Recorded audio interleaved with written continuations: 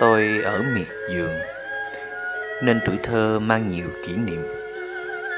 Hôm qua tình cờ đi ngang ruộng mướp làm tôi nhớ lại lúc tôi còn học lớp 1 hay lớp 2 gì đó. Nhà tôi có trồng một vườn mướp. Trái mướp dài lắm, chắc cỡ chừng 7-8 tấc. Má tôi hái 2 trái mướp và bảo tôi đi bộ xuống Bà Tư hàng xóm để bán. Tôi cầm 2 trái mướp xách lên mà nó vẫn còn đụng đất. Thấy nó dài vậy chứ nó còn non lắm. Hồi đó bà nội tôi thường hay nấu canh kiểm, và lúc nào bà cũng cho thêm mướp vào. Nhớ lại thấy tôi quay đầu xe lại và vào quán cà phê kế bên hỏi thăm: "Chú ơi, đám mướp này của chú hả?" "Đâu phải đâu, của thằng cháu tôi đó." Con thấy trái nhiều quá nên định xin chụp mấy tấm hình. Tôi ngồi xuống cái ghế nhựa và nhờ chú làm cho ly cà phê.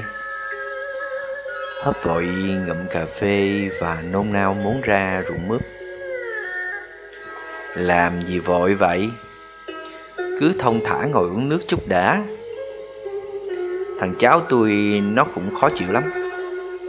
Nó nghe người ta nói quay phim, chụp ảnh, sau này trồng không có trúng. Đại khái là xui rủi. Làm tiếp khó khăn lắm.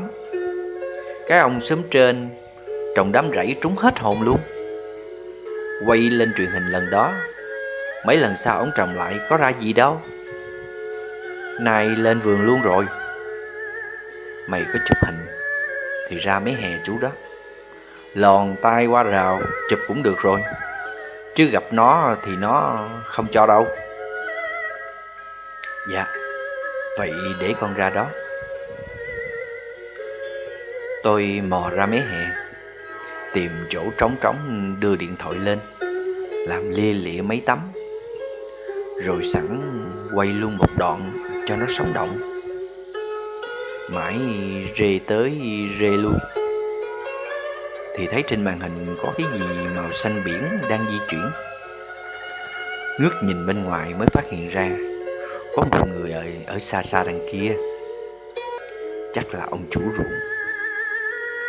May mà ông đang quay lưng lại.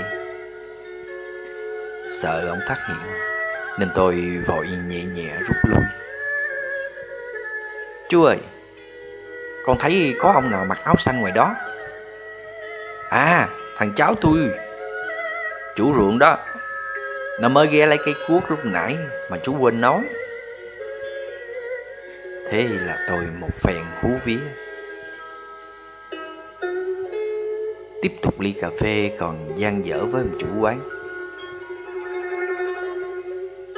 "Mướp đó ngon lắm đó con. Bữa nó hái mấy trái đưa cho bả nấu canh. Chú vừa về đến cửa là chú biết bả nấu canh mướp rồi. Thơm phức hả? Chú có biết ổng trồng giống mướp gì không? Lâu rồi con cũng có ăn canh mướp mà chẳng thấy mùi thơm như hồi đó. Nghe chú nói ham quá, con định kiếm đem về cho má con trồng. Bây giờ ra chợ mua không mua được mướp thơm." "Mua chưa đúng thôi, chứ mướp này nó bán ra chợ và đi Sài Gòn đó chứ đâu. Nó không có nói trồng giống gì, nhưng nghe vợ nó nói là mướp Okinawa của công ty Takaku hay gì đó. Mấy ông xóm trên cũng trồng giống đó. Nghe mấy ổng cũng khen trái dữ lắm." Vừa tâm sự trên trời dưới đất với ông chủ quán, tôi vừa coi lại thành quả ăn trộm của mình bây giờ. "Thấy chú mày vui tính đó, có dịp nào đi ngang ghé chơi?" Tôi chưa kịp trả lời lời mời của ông chú thì có bóng người đi đến. Ngước mặt lên nhìn, thấy người áo xanh ban nãy. Có cảm giác như người này vào để hỏi tội mình đây. Không hiểu lý do gì mà cứ như vô thức tôi đứng lên. "Con chào chú, con về." Lúc đó tôi cảm giác như mình là gà mắc tóc và quên cả lời cảm ơn.